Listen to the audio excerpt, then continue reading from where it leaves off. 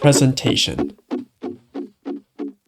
How can your software be presented as the best option while being still so unique that you have something others don't?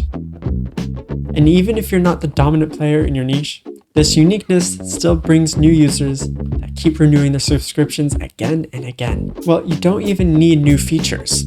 You just need a framework on how to present yourself. And after studying thousands of hours of psychology, I created a framework that helps dozens of software companies stand out in their market and have instant credibility right when someone sees their homepage. But first, you need to understand how to stand out without building more features. And it works like this. Imagine the best restaurant in the world was like tucked away on the side street, down some alley. The food is incredible, of course, naturally, truly the best, but they don't have a sign, don't communicate with others, and they don't tell you what you will get on the menu. How many people will ever discover them or try them out? If you can't communicate the value of something, then the other person would have to stumble upon why you're the best option and by trying out your software. But that's less likely to happen because their time is valuable. And so they will just go to the product that tells them the value they will get, which is also why it's so important to show reviews. So how can you present your software as something very valuable and unique? Well, there's actually a billboard that I see every time I drive out of town. It's for a restaurant. And I don't know why I keep talking about restaurants today, but we'll go with it.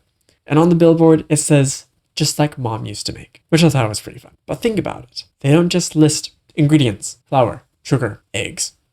No, they talk about a fluffy golden brown cake that melts in your mouth and brings back childhood memories of warmth and comfort. They translate ingredients into an experience, a desire. In the same way, don't just list out all the features you have. Instead, link them to some benefit that it brings. What problem does it solve? What desire does it fulfill? Once you've gone through each offer and the benefits and pain points they solve, you should have a hefty list of potential sales angles. But trying to stuff all of them into your marketing would be chaotic. And throwing them all into a single ad, email, or page would violate the rule of one. So how do you decide which sales angle to focus on? Well, it works like this. Let's say you want to bake the tastiest cake, but you don't know anything about baking. You wouldn't just try to do it yourself. You would look at recipes, and then from there you can create something unique after many iterations. And we care about results, so even if you did want to do it yourself, it's still best to learn from people who already made the mistakes.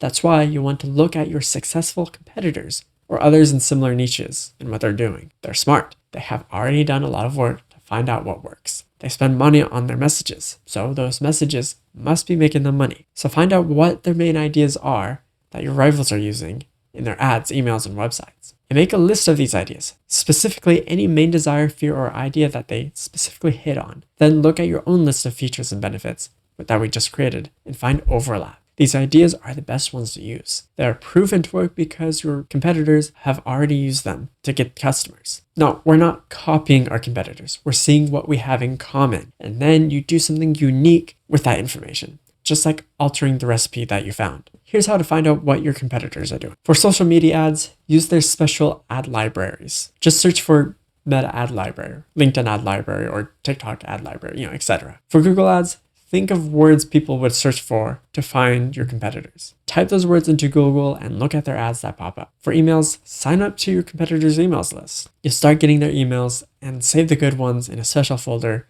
or in like a burner email. For landing pages, click on the ads. Go on Google search and look at their websites, look at specific words or phrases on their sites, and just find the specific wording and messaging. But now, how do we actually communicate the proper message to attract our ideal users? Well, this step is going to give you the exact language you can use to communicate your ideas and really stand out from your market and be unique, which is why we're here, right? And it works like this.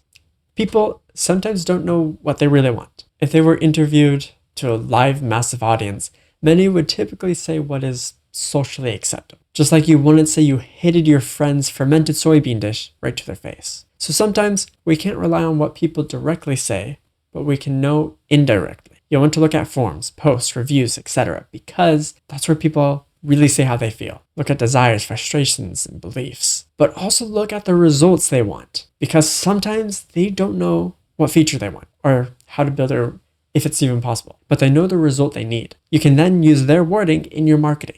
This creates an effect where your ideal users believe that you are the one who understands them the best. And thus you stand out from the rest. That rhymes, that's pretty cool. So it's simple. Find possible sales angles. Validate those angles by looking at competitors. Then one-up them. And you do that by picking the messages that our ideal customers would resonate with. And you use this information in your marketing. It sounds simple, but that's how you practically apply it. And here's the principle to help you out. We're just trying to connect our customers' conscious, most dominating desire with our product. And then just showing that, hey, you have this desire, we solve it. Magic happens. Use their words to connect with them. But none of this will work if you don't know what your ideal customers actually want. So watch this video next to learn my research method for knowing what ideal users actually want by using psychology.